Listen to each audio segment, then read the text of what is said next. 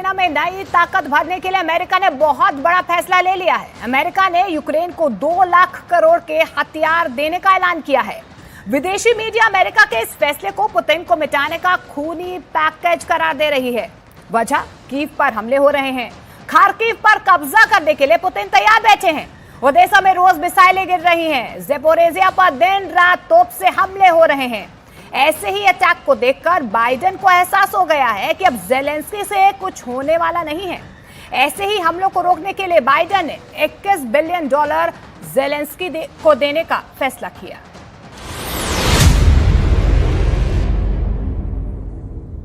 Гранат вообще нету, ничего нету. Zelensky ने अपनी special force से एक वीडियो बनवाया और फौरन उसे बाइडेन को भेज दिया। इस वीडियो को बहुत गौर से देखिए और समझिए कि वीडियो बनाने का मकसद क्या रहा। Руки, сука! Давай, я иду. Броню снимаем, я сказал, блядь. Гранат вообще нету, ничего нету. ये पूर्वी बखमूत का वीडियो है और यहाँ यूक्रेन की स्पेशल फोर्स ने रूस के एक अड्डे को घेर कर मारा है। रूस के सैनिक रंगे हाथ पकड़े गए हैं और फिर देखिए क्या हुआ। Сказал, блядь. Пацаны, побачив гранату, сука, я, блядь. Нету гранат вообще нету, ничего нету. Там точно ви троє були? Це естет Сантус, у нас 3 сходять. Я там вже 2 завалив, але, сука, камера не була включена, прикинь. Тихо. Ши, ближче підійде, крий. बखमूत में युद्ध खत्म नहीं हुआ है। आमने सामने की जंग अब भी जारी है और यही बात ज़ेलेंस्की बाइडेन को बताना चाहते हैं, क्योंकि उसके बदले उनको बाइडेन से एक बहुत बड़ी खुशखबरी का इंतजार है।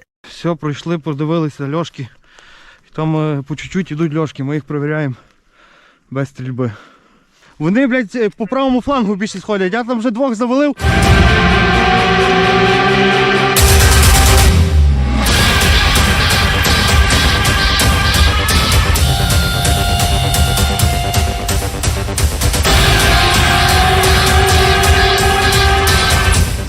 रूस के छुपे हुए सैनिकों को यूक्रेन अब चुन चुन कर मार रहा है। ज़ेलेंस्की ने साफ साफ कह दिया है कि रहम दिखाने की कोई जरूरत नहीं। रूस के सैनिकों को बख्शा ना जाए। Заходимо, тут бліндаж отак іде. Треба заходити, фонарик є? Тіпок! Що, больно? Больно, сука, виходи, блядь! Там точно अब यही वीडियो जब ज़ेलेंस्की ने जो बाइडेन के पास भेजा तो फोन पर वहां से ताली बजाने की आवाज आई और ज़ेलेंस्की को यकीन हो गया कि उनका मकसद पूरा हो गया। इस वीडियो को देखने के बाद बाइडेन का यकीन कुछ पक्का हो गया है। Броню снимаем, я сказал, блядь!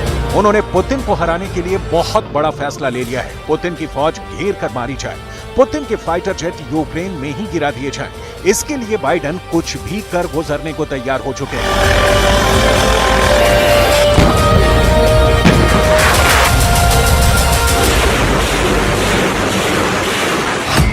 ज़ेलेंस्की को बचाने के लिए अमेरिका अब कंगाल होने को तैयार है।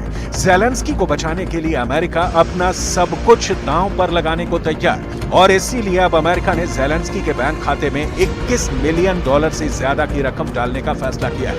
रुपए में बदलेंगे तो ये रकम 1,75,000 करोड़ यानी 1.25 लाख करोड़ रुपए होंगे, जो अब ज़ेलेंस्की को मिल सकते हैं।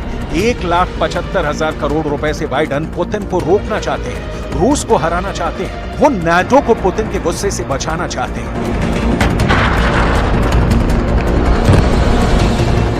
कीव पर हमले हो रहे हैं। खार्किव पर कब्जा करने के लिए पुतिन तैयार बैठे हैं। ओडेसा में रोज मिसाइल गिर रही है। ज़ेपोरिज़िया पर दिन रात तोप से हमले हो रहे हैं।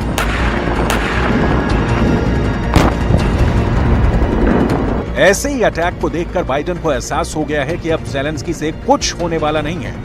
ऐसे ही हमलों को रोकने के लिए बाइडेन ने बड़ा फैसला किया और फौरन $21 बिलियन ज़ेलेंस्की को देने का फैसला किया।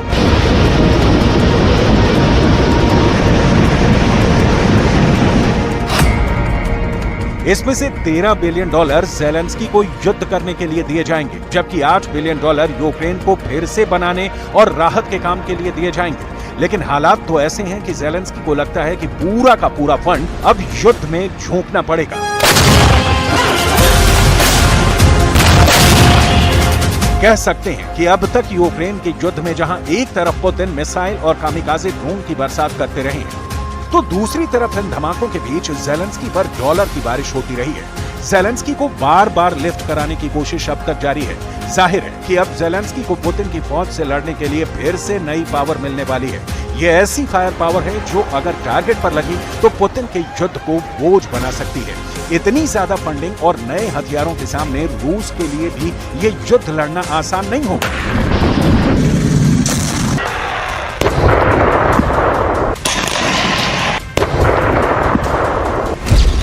ऐसे में सवाल है कि क्या यूक्रेन का युद्ध अब 2023 के आखिर तक चलेगा और क्या 2024 में भी रूस के साथ जंग जारी रहेगी?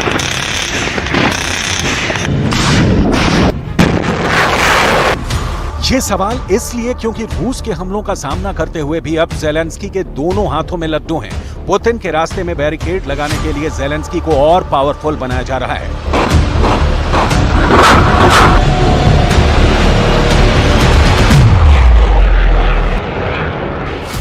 व्हाइट हाउस की बजट निदेशक शालंदा यंग ने कांग्रेस को एक चिट्ठी लिखी है जिसमें कहा गया है कि यूक्रेन को बचाने के लिए फौरन बड़ा कदम उठाना पड़ेगा।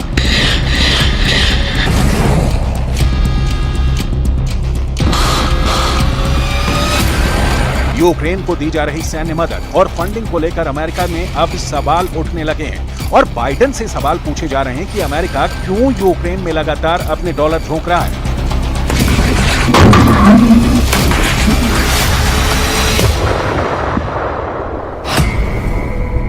इस वर्ष APNORC के एक ओपिनियन पोल में यह बात सामने आई थी जब 48% लोगों ने यूक्रेन को फंड देने का समर्थन किया था। 2022 में हुए ऐसे ही पोल में 60% लोगों ने इसका समर्थन किया था। यानी यूक्रेन की मदद करने को लेकर अमेरिका के लोग अब ज्यादा समर्थन नहीं कर रहे। यूक्रेन में इस वक्त युद्ध निर्णायक मोड़ पर है और रूस इस वक्त हर मोर्चे पर हावी है। खेरसोन को वापस हासिल करने के बाद से ज़ेलेंस्की कोई बड़ा कमाल करके नहीं दिखा पाए हैं और अमेरिका के लोगों को भी ये लगने लगा है कि यूक्रेन एक ऐसा कुआं बन चुका है जिसमें निवेश करने से कोई फायदा नहीं है। उनकी रकम डूबनी तय है क्योंकि ज़ेलेंस्की ज्यादा वक्त तक रूस को नहीं रोक पाएंगे।